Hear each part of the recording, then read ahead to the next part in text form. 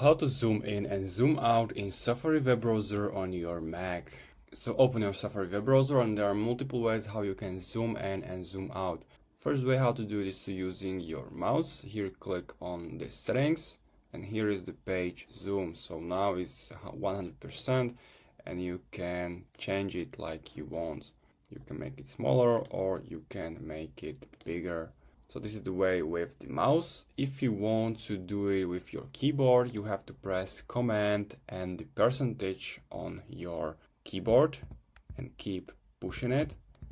It's zooming in, and if you press on your keyboard Command and the minus, it will keep zooming out. So these are the shortcuts.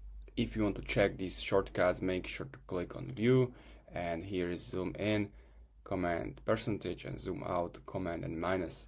So that's how you can zoom in, zoom out in Safari web browser. If you find this video helpful, please consider subscribing and see you next time.